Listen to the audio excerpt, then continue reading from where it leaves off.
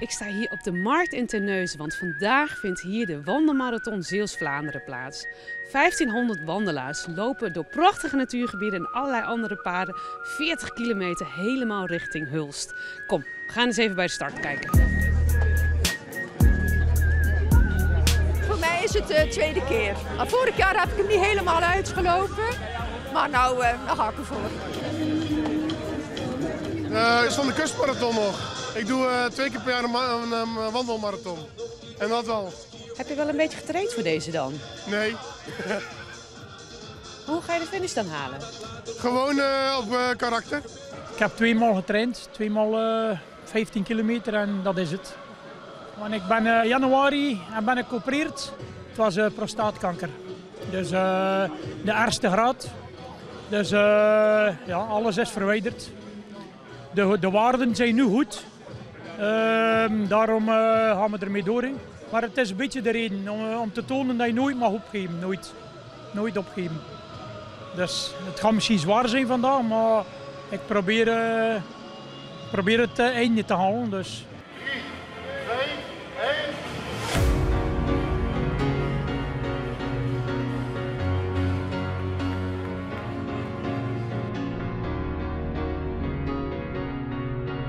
Er zijn 1500 mensen vanochtend gestart.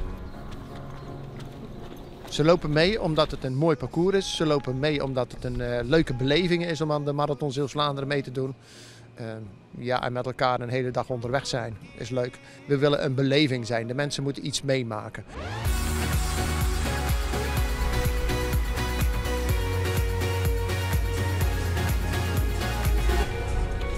Goedemorgen.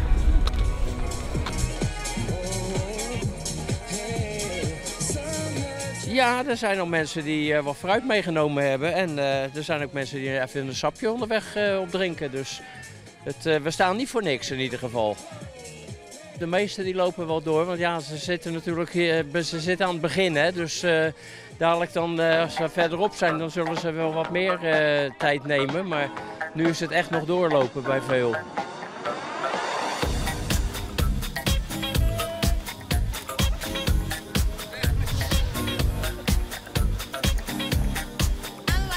Het eerste jaar zijn we gestart in Hulst en naar Terneuzen gelopen, steeds naar Terneuzen toe. En het was van mij eigenlijk al een lang gekoesterde wens vanaf editie 1 om toch eens in Hulst te finishen. Nou, dat idee dat drop je dan een keer. En volgens mij was het editie 6 toen we voor de eerste keer in Hulst gingen finishen.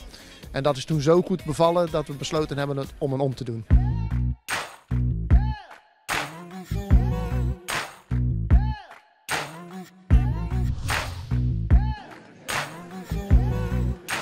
Dit is gewoon een heerlijk wandelweer. Gewoon een lekker windje. Het is droog, dat is al het voornaamste. Hey, en waarom hebben jullie deze hoeden op? Gewoon omdat we het leuk vinden. En het is sommige mensen die zien je dan weer opnieuw en dan is van hé, er komen de hoedjes weer aan en al dat soort dingetjes. Dus het is gewoon heel leuk. En met kustmarathon lopen we met kwallenhoeden. Dat is al de planning. Oh jee, de blaren. Ja, gelukkig nog net niet. Het was preventief geplakker, maar het was wel gevoelige puntjes die misschien een blaar werden. Dus ze wilden voor de zekerheid toch even afplakken. Loop je met een speciaal doel vandaag? Nee, niet bepaald. Ik dacht gewoon samen met mijn vriendin, we gaan trouwen dit jaar, of volgend jaar. Ik heb het toen nog gevraagd dit jaar. Dus ik dacht gewoon samen nog een keer te wandelen. Lekker te wandelen. Maar omdat je haar ten huwelijk vroeg, besloten jullie te gaan wandelen? Niet per se, maar gewoon als een reden. En loopt je verloofde dus ook mee? Ja, klopt. Ze staat daar. Misschien wil ze even erbij komen. Ja? Ja. Ja, ik hoor dat jullie gaan trouwen en daarom ook gaan wandelen. Ja, er zijn 2 goede voornemens. Een huwelijk voor volgend jaar en dit jaar nog 2 marathon lopen. Dit is de eerste en de kustmarathon weer opnieuw. Hey, jullie zijn er maar druk mee. Voor ons valt dit nog mee, maar wij gaan nu straks naar Kapellebrug, hè Jan? Ja, Kapellebrug gaan wij zo nog doen. En dan straks nog naar de finish. Het kan gebeuren dat we nog veel moeten prikken. Lopen lekker.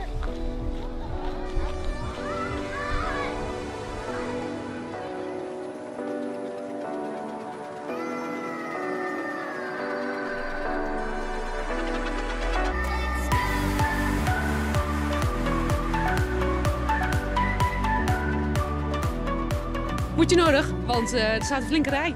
Dat klopt. Dat is betere dictie zo. Dus dan weet je gewoon, is niet erg. Ik doe altijd met de kustmarathon mee en deze vind ik ook gewoon heel erg gezellig. Dus ja, dat is eigenlijk de reden. Gewoon lekker wandelen. En de sfeer is ook altijd ontzettend leuk hier.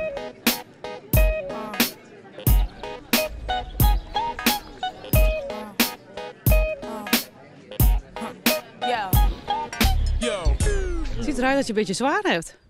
Een beetje zwaar, ja. Dus, ik ben nu bijna 30 kilometer, hè. Dus dan is het zwaar, hè. Ja, want je ging op karakter doorlopen, toch? En nu komt het karakter eraan. Dat is altijd de laatste kilometers, hè. En hoe ga je het laatste stuk doen? Met muziek aan en gewoon doorgaan. Komt u!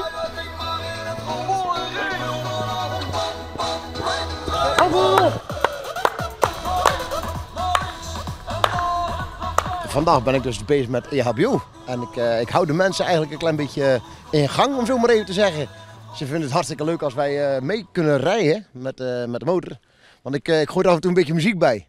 En dan houdt de mensen echt wel op de been. Ik weet niet wat er nou op staat.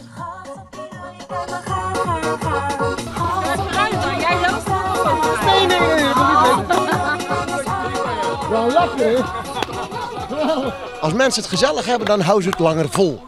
En dat is een beetje mijn motto. En dat merk je wel aan iedereen.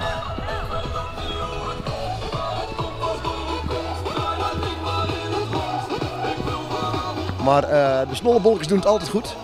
Dat is echt, ja, daar vragen ze ook echt om. Altijd wel een beetje boommuziek. Ik had net Metallica opstaan. Er zijn er een paar die dat leuk vinden, maar... Nee. Hartstikke goed.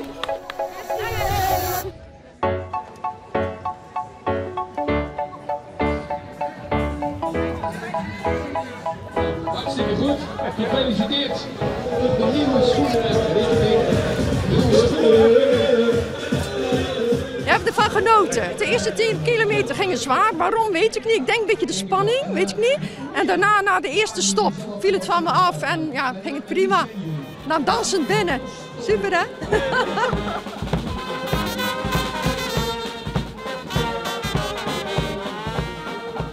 Als je dit ziet en je kijkt nu voor je op de markt in Hulst, dan zie je eigenlijk alleen maar één hossende menigte met blije gezichten. Wat wil je nou nog meer als organisator? Volgend jaar gaan we absoluut weer met z'n allen. Met nog meer gezelligheid. En ja, nog meer gezelligheid en andere mutsen. Jo Jansen. Goed zo, Jo. Hartstikke prima. Lekker gelopen weer. Daar ben je. Ik heb het gehaald, hè. Hoe ging het? De laatste 5-6 kilometer was wel even zwaar. Het was echt ja, pure karakter, langzaam wandelen en proberen te halen.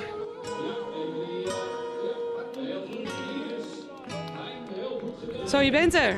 Ja, ik ben heel blij. De laatste 10 kilometer afgezien, maar blijven doorgaan. Hè. Blijven doorgaan. Ik heb iets overwonnen, dus ik ben heel blij. Ja, hoe voel je je? Goed. Pijn in de been, maar in mijn hoofd zit het goed. Dus. En ik heb het gedaan voor mijn kinderen en mijn kleinkinderen, dus ik ben blij dat ik het gehaald heb. Echt wel. Echt wel, ik ben blij. Alles kan je overwinnen als je wil. Het zit goed in je hoofd. Kan je ervoor gaan. Echt wel. En met deze bijzondere verhalen sluiten we de dag af. De laatste wandelaars die stromen nog even binnen. En dan wordt het tijd voor een lekker biertje op het terras.